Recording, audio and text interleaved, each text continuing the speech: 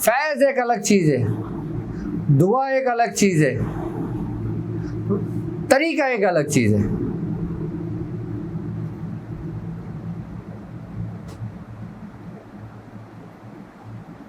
अब मैं पंजाब गया हूँ, अभी मैंने दौरा किया था, तकरीबन 3 खानकाहों के सज्जादे नशीं आए हुए थे मेरे पास, और बड़ी बड़ी गद्दी जिनकी है,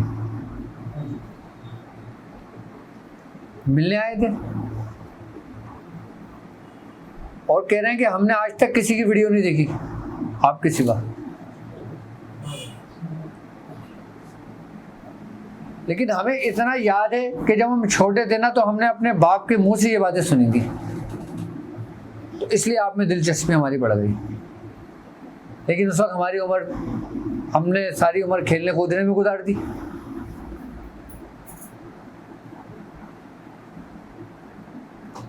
बाप की सोहबत भी किसी किसी को नसीब होती है। हमारी सोहबत मियाँ हुजूर से उस वक्त की थी कि जब मियाँ हुजूर की उम्र 35 साल थी, और 35 साल इंसान जवान होता है पूरा अपने उरूज पर।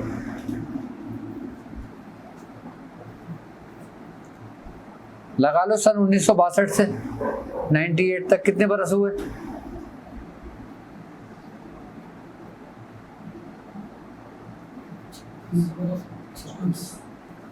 वही आ गई। और कैसा दौर था वो उस वक्त में हुजूर का? उस वक्त चंद लोग होते थे, मियाँ हुजूर का सारा एहतमाम मैं खुद करता था, क्योंकि मैं भाइयों में सबसे बड़ा था, और बाकी ये सारे भाई जो ना गोद के थे मेरे, मैंने उन सबको गोदों में खिलाया है। अपने सारे भाइयों को गोदों में खिलाया मैंने, 6 के 6 को।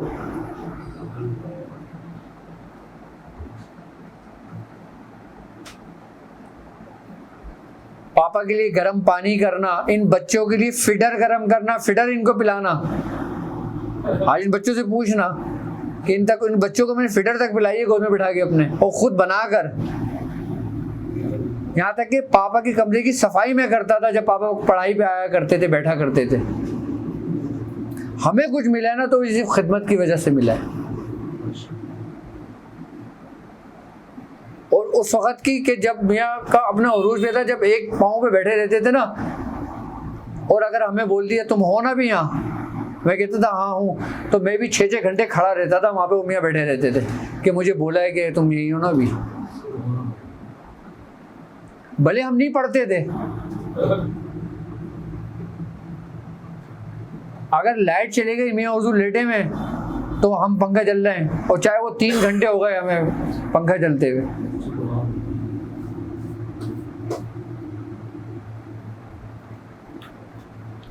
मियाँ हुजूर की जवानी का दौर, कि जब मैं उधर अपने हुजरे में जाते थे तो मैं उनके साथ उनका सामान उठा कर लेके जाया करता था कि मियाँ पढ़ाई पे बैठेंगे, अमल करेंगे। मुर्गी मुर्गा ये तमाम चीज़ें मैं खुद लेके छुरी के साथ जाया करता था, बैठा करता था वहाँ पे। और जब पढ़ के मियाँ जो इशारे से बुलाते थे मुझे ले आओ, अब मैं लेके जाता था तो वो ज़िबा करते थे, और फिर मुझे बोलते थे अब इसको इस तरीके से ले जाके कर दो। फिर कैसा काम सीखा होगा हमने? एक होता है जुबानी सिखाना और एक होता है प्रैक्टिकल में सिखाना। अपने प्रैक्टिकल में सीखें ये काम, और वो जो जो करते थे वो हम तहरीर करते थे अपने पास। आज मियाँ हुजूर की सबसे ज्यादा बयाज़ें मेरे पास मौजूद है। अभी सिर्फ रमजान के अंदर मैंने कुछ दिन थे, बगैर 20-25 दिन थे कि मैंने उन बयाज़ों से कुछ अमल बताए थे। लोग हिल के रह गए कि यार ये क्या है, ये कौन से अमल हैं जो हमने साले सुने भी नहीं है कभी।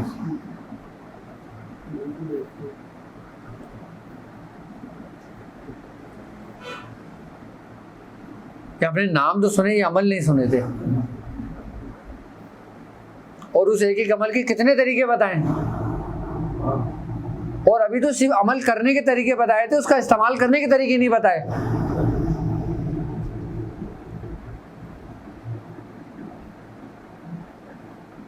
हमने तो वो चीजें उस वक्त अपने उस्ताद, अपने पीरो मुर्शिद से सीखी कि जब पीरो मुर्शिद खुद करते थे, जब हम बैठते थे ना, एक बेंच होती थी जिसपे आप लोग बैठे हो, बीच में मियाँ हुजूर बैठते थे, बाकी नीचे हम लोग बैठे होते थे जैसे आप बैठे हो नीचे। हम सिर्फ 2 से 3 बंदे होते थे। वो 3 बंदे आज भी मौजूद हैं, एक मजीद भाई और एक कामरान भाई और एक मैं। हम 3 मियाँ हुजूर के बहुत करीबी थे। उस वक्त टोटल अमल की बातें होती थी, टोटल सलासिल की तालीमात की बातें होती थी कि ये सूरह इखलास की इजाज़त मुझे मदारी ख़ानदान से आई, फ़लाँ की इजाज़त दुआ बशमक की मुझे फ़लाँ खानवादे से आई, ये इजाज़त मुझे इस खानवादे से आई, मैंने ये इस तरीके से किया, मेरे साथ ऐसा हुआ। तुमने किया ना, तुम्हारे साथ क्या हुआ? अब वो बता रहे हैं, हम तीनों में ही बैठ गए। अब फिर उनसे पूछें तुम्हारे साथ हुआ था, तुम बताओ ज़रा क्या हो रहा है। अब हमसे पूछे तुम बताओ तुम्हारे क्या देखा। और फिर उनके सामने हम तीनों बता रहे होते थे एक दूसरे को अपने वो तरीके, और फिर तीनों एक दूसरे के तरीके नोट करते थे। उस वक्त जब मियाँ हुजूर अपने मुंह से बोलते थे, वरना हमारे तीनों को आपस में नहीं पता होता था कौन क्या करता है। भाई जब मालिक बोल रहे जुबान खोलो फिर।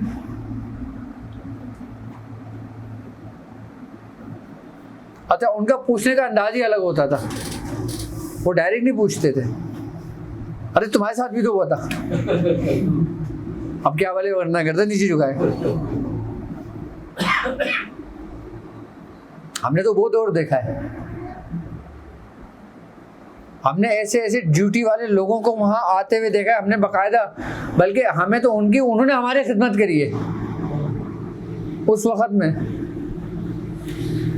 दोपहर का टाइम था, सख्त गर्मी थी, जून जुलाई की, 2 ज़ोहर का टाइम था। अच्छा, मेरा तरीका ये होता है कि मैं पहले दवाखाने की सफाई करता था, पूरी झाड़ू में खुद लगाता था, पूरी सफाई करता था, पानी छिड़कता था, पूरा तैयार करता था कि दरबार लगेगा मेरे मालिक का, पूरी सफाई करता था सारी। तो मैं सफाई कर रहा था, सफाई करते करते ना एक मस्त आया, उसके इतने बड़े बड़े बाल, दुबला पतला, हाथ में जंजीर, पैर में चप्पल नहीं। उसने मेरे हाथ से झाड़ू छीनी। तो मैंने कहा बाबा क्या हो गया, तुम वैसे इतने कमजोर हो, गर्मी में तुम्हारा और हालत बुरी हो जाएगी। उन्होंने मेरी तरफ देखा, झाड़ू निकालने शुरू कर दी। बाद में उन्होंने मेरी चप्पल उठाई, चप्पल को साफ कर रहे हैं मेरी। तो मैंने कहा ये मेरी क्यों कर रहे हो? कह रहे तू उनका बेटा है ना? मैंने कहा कह रहे मैं बेटिया खाऊं जो। चिराग नाम था उनका, मैंने उनका जिक्र पहले भी किया है। मैं हुजूर आए, पापा से 2 बातें करी और वो चल दी। गाय गाय आते थे, कभी 5 साल बाद आ गए, कभी 3 साल बाद आ गए, कभी ये नहीं कि आ गए। जब वो चले गए ना, मुझे पूछते हैं पापा तुम्हें पता है कौन है ये? मैंने कहा नहीं। कह रहे हैं ये 2 साल से लाल शहबाज कलंदर पे बैठा हुआ था, ये मेरा शागिर्द है।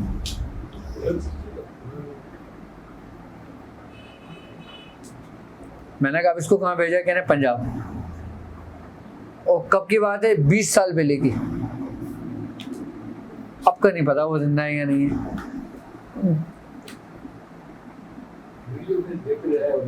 हाँ, मियाँ ने भी जिक्र करा उनका। हाँ, मैंने तो उन सबको देखा है, उन सबके साथ वक्त गुजारा है, और उन्होंने बड़े काम की बातें बताई हैं। उस वक्त हमारा इब्तिदाई दौर था और उनका इंतहाई दौर था, और मियाँ हुजूर की जवानी का दौर था। यानी कि हमने हर दौर से उस वक्त फ़ायदा उठा लिया। यानी कि मियाँ हुजूर की जवानी के दौर से फ़ायदा उठा लिया और मियाँ हुजूर के इंतहाई दौर से फ़ायदा उठा लिया।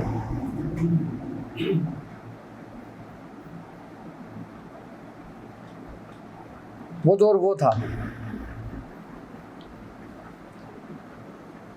हमने खुद मियाँ हुजूर को सारी ज़िंदगी अमल करते हुए देखा। मैं हकीकत बता रहा हूँ आपको। कभी जिक्र करते हुए देखा, कभी फिक्र करते हुए देखा। एक दर्स और तदरीस का सिलसिला तो मियाँ हुजूर ने बहुत बात शुरू किया है।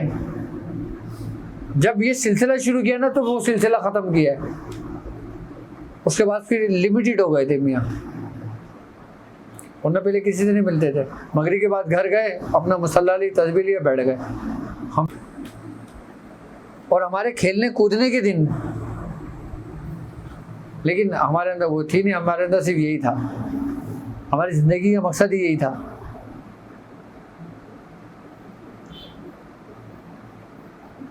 लेकिन फिर जब हमारा वहाँ पे दौर आया तो हमारे दौर के आज भी लोग मौजूद हैं वहाँ पे, पूछो उनसे कैसा वक्त गुजारा है हमने।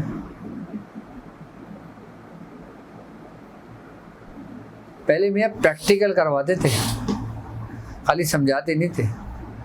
अब मैं उधर बहुत इज़्ज़त हो गए। भाई हमने कहाँ से सीखे ये अमलियात, हमने कहाँ से सीखे ये अमाल, हमारे पास कहाँ से आया ये सब कुछ? ये उन्हीं की सोहबत का नतीजा है ना। अब खाली नादे अली, अब तो सिर्फ एक ही नादे अली पढ़ी है ना, मैं आपको 10 किस्म के नादे अली के अमाल दूंगा जो मुख्तलिफ तरीक़ों से पढ़ी जाती है।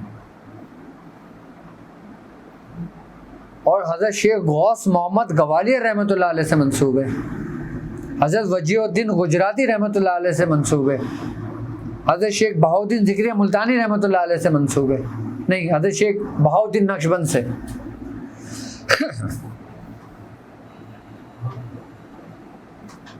और उन 10 के मुख्तलिफ अलग अलग तरीके हैं, वो कई तरीक़ों से हैं।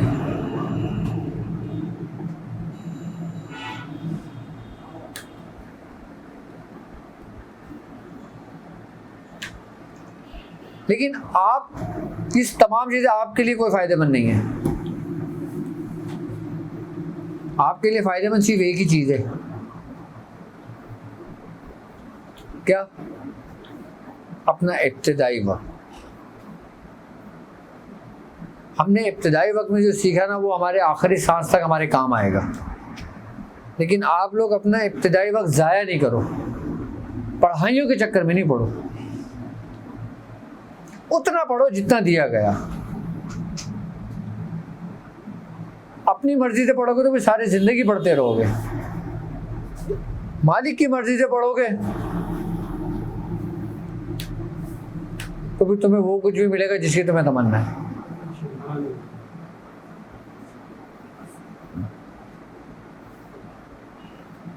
और हमारे यहाँ अलमिया क्या है कि सबसे पहले कोई मुरीद आए मेरे पास, आज भी अगर लोग मुरीद होने आते हैं ना, मैं उनको पता है क्या बोलता हूँ, चलो अभी सब्र करो, नेक्स्ट टाइम आना।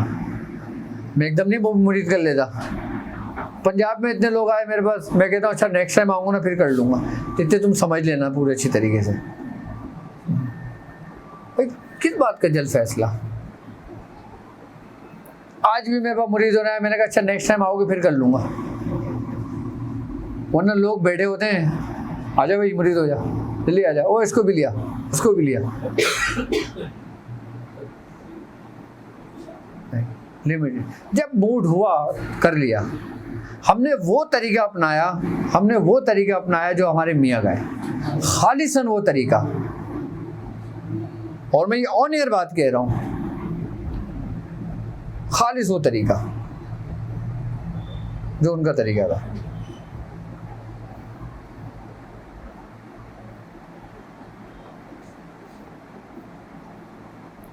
कि जो उनका इब्तिदाई वक्त था।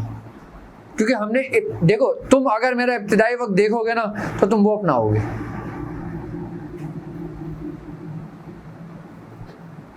तुम मुझे जैसे देखोगे वो अपनाओगे।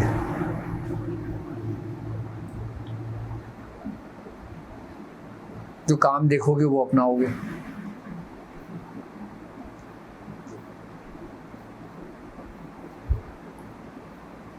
लेकिन एक बात हमेशा याद रखना, ये सारा सफ़र, ये सारी मेहनत, ये सारा वक्त जो हम लोग एक दूसरे को दे रहे हैं, ये बग़ैर मोहब्बत के बेकार है।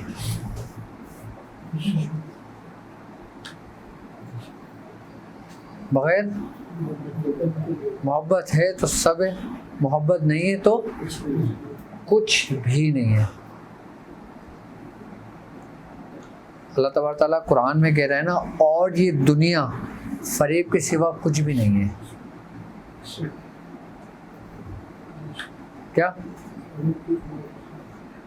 और ये दुनिया फरेब के सिवा कुछ भी नहीं है। ये फरेब क्या है?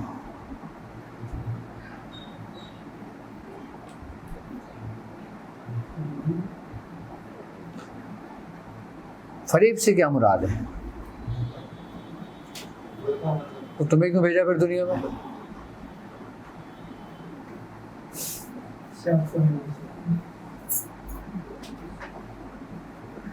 फरेब अपनी ख्वाहिशात।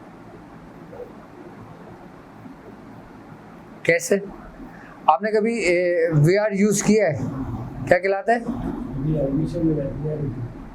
वो जो मेटावर्स जो चश्मा लगा के देखते हैं, कि जब वो देखते हो तो तुम एक अलग ही दुनिया में चले जाते हो, लेकिन जब उतारते हो तो असल में आ जाते हो।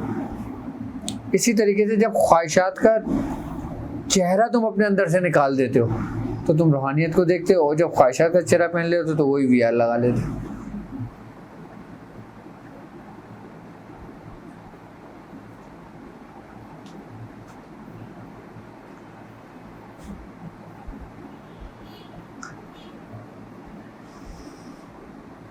अगर हमारा नफ्स नहीं होता तो कोई गुनाह नहीं करता,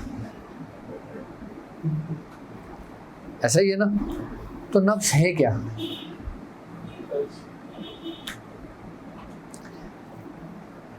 रूह और जिस्म,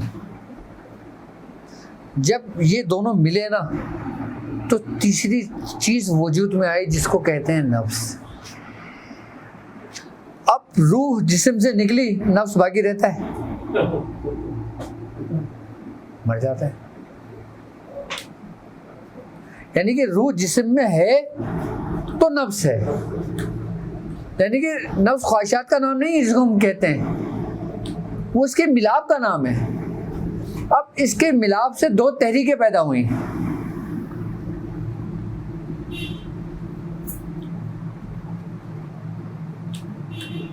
क्या? यानी कि जब दो मिली तो तीसरा हिजाब आ गया। अगर ये हिजाब ना होता तो इंसान पैदा होते ही आसमानों की सैर करता,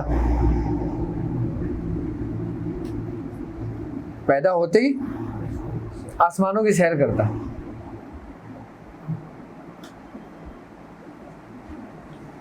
ये दोनों चीजें मिला तो तीसरी चीज क्या बनी? नफ्स। नफ्स को कहाँ रखा गया? इंसान के दरमियानी सतह पर। इंसान को अगर दो हिस्सों में तकसीम करते हैं, एक नीचे का हिस्सा और एक ऊपर का हिस्सा, इसके दरमियान में किसको रखा गया? क्यों? इंसान सफर नीचे से ऊपर की जानिब करता है या ऊपर से नीचे की जानिब करता है? नीचे से ऊपर की तरफ चढ़ता है इंसान। अब ये नफ्स इसलिए यहाँ रखा गया कि अब इंसान इसके चुंगल से निकलेगा तो ऊपर की तरफ सफर करेगा अपना, वरना इस दुनिया में आने का मकसद उसका फौत हुआ। अच्छा, ये मरता भी नहीं है, इसीलिए कहा गया है इस पे तशद्दुद करना, इस पे जुल्म करना। ये एक वहशी जानवर की तरह है। अगर तुमने इसको कंट्रोल में रखा, इसको भूखा रखा, तो ये गर्दन झुका के रखेगा। जहां तुमने इसको खुराक दी, ये तुम्हें खा जाएगा, तबाह बर्बाद कर देगा। इसकी खुराक क्या है? वही क्या कि ये दुनिया फरेब के सिवा, अब आया समझ में फरेब क्या है, वो उसकी खुराक है। सब कुछ धोखा है।